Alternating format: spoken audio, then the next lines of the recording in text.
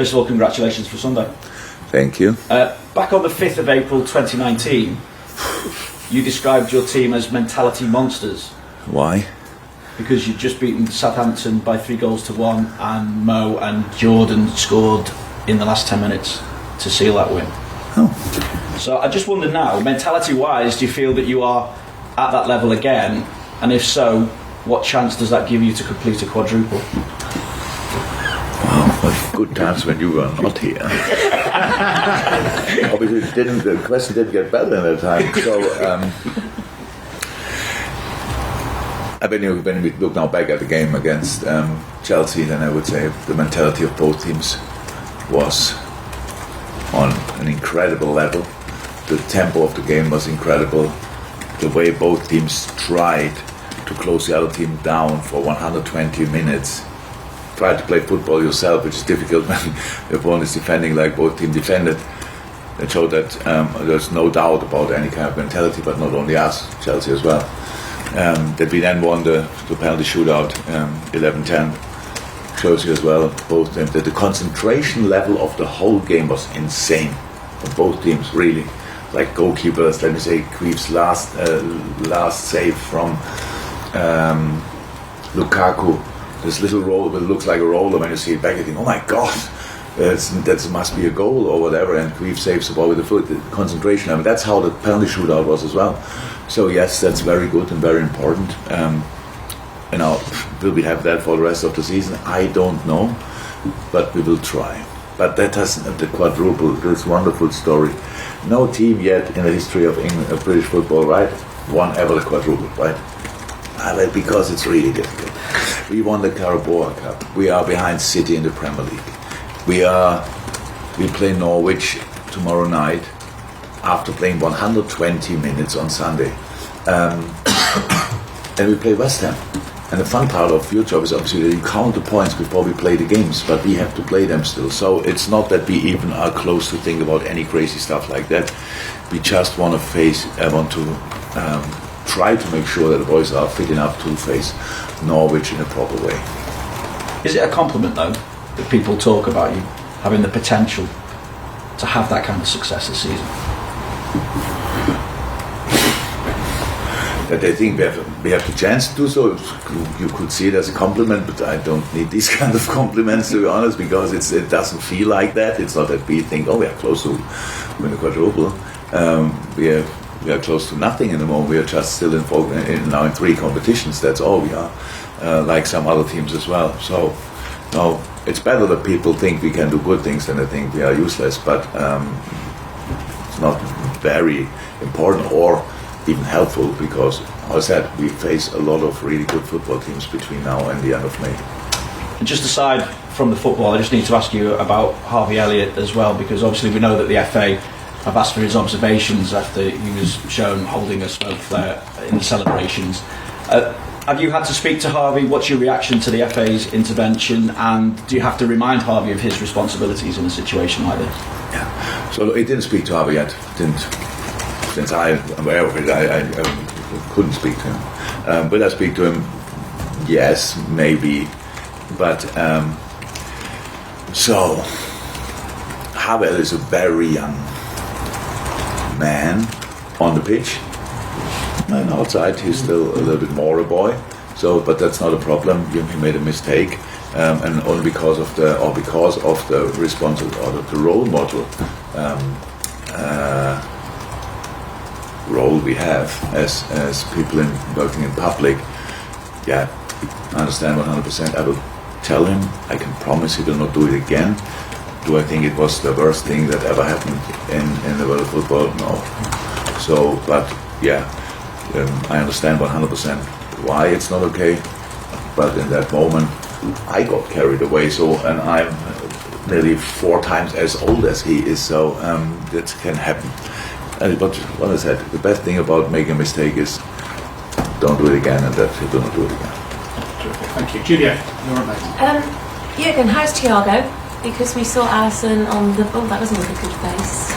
Sorry, what was the rest of it? I was going to say, so Alisson consoling him on the bench, obviously before the final because he couldn't He's play. not crying anymore, so if you mean that. So, come on, that's a very emotional moment. We were all surprised. I came in the dressing room and I watched the whole warming up, didn't see anything. And then we come in and he's on the bed and the physios tell me he feels something, which is not good, obviously, in a hamstring. And then we had to make the decision that he cannot start. And this moment, when you are that close to play a final, and for the one player who won probably the most silverware in the whole squad, or as much as the whole squad together, showing then this kind of emotion, I didn't like that he didn't feel that good, but the desire to play a final I liked a lot. But he's fine again, but not fit again. How long is the absence likely to be? Always, you don't know that exactly. Weekend, not sure. Maybe Milan. After that, definitely. Okay. We go to Ian from TalkSport for a question on the Zoom, and then to James from Merseyside back in the room. Hi, Jurgen. Congratulations again Thank you. on Sunday. Thank you.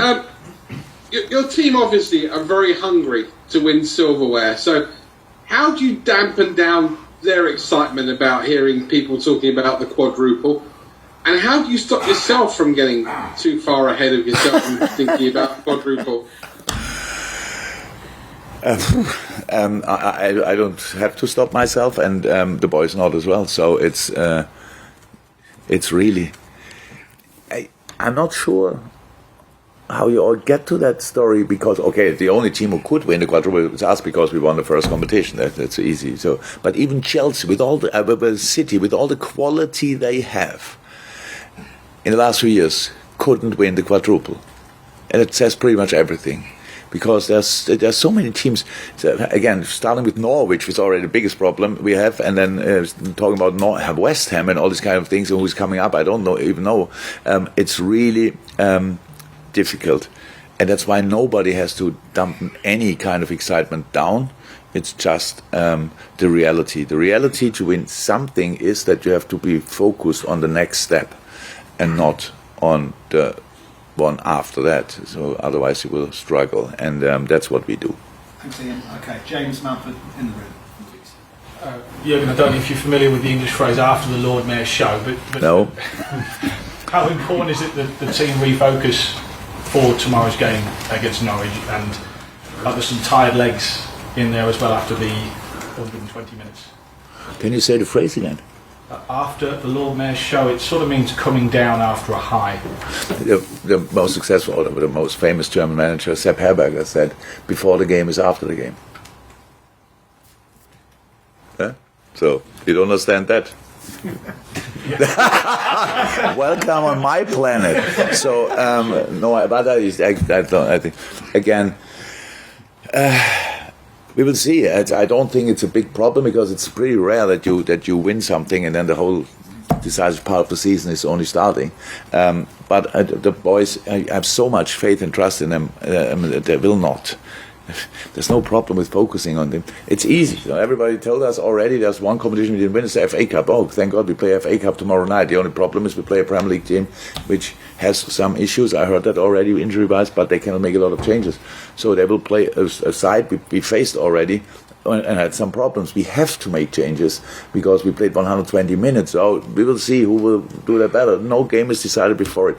But my really smallest problem at the moment is to think that they could fly now. It will not work anymore. So, like, from mentality monsters to, I'm not sure exactly what the other thing is. In a minute, it's not bad. So I'm confident that we take the game very serious, and I'm very looking forward to the atmosphere that people will create, because there was an incredible atmosphere at Wembley, I have to say. But obviously, I think not everybody who's tomorrow night in the stadium was at Wembley as well. So if you want to celebrate the team, do it with a 95-minute, or if you need longer, hopefully not, the best atmosphere we can create. That would be really helpful. Carl Markham, I think, and then there's one from Neil Jones, and then we'll go to the breakout. Yes, Carl. Just on the celebrations you had, did you have to put a limit on, say, right, we get to this point, then we've got to stop because we've got this week ahead of us? No, we just waited for the plane until we got in the bus. Everything was in time. The main problem we had was doping. So not that be word up, that be the doping control. So the doping control, because that took obviously the longest, which I was surprised. You only can have that much time for a doping control when your team is anti-alcoholic. Obviously the party was in the dressing room, and then we were all in the bus and we were still waiting for Queen. I think it was the last, if I'm right. So then we had loud music in the bus, no music in the plane, maybe some music in the cars, and then we were home at 12:30. Then you cannot sleep, or at least I can't, but we gave the boys the day off yesterday. Here we are again and train again, and the celebrations were not too much. I think Mo posted a picture of his recovery in the pool after he got back, I think, so that's how seriously he was taking it. In his pool? Yeah. We were not all there. no, so. But he did say it was recovery, didn't he? Yeah. He was celebrating in the pool. Yeah. Right, we finished the open section, and we'll take just probably the ones in the room, actually, if possible, for the breakout. Neil, just to ask about Luis Diaz. I mean, we've become used to signing maybe taking a while to get into the side regularly, but he just seems to have gone straight in as if he's been there, since pre-season. How pleased are you with him? And did he have a problem, or was it just fatigue when he came off the game? just fatigue. Fatigued enough. He did really well. So we need this kind of quality, obviously, and how we said before, we didn't confuse him too much with too many informations. He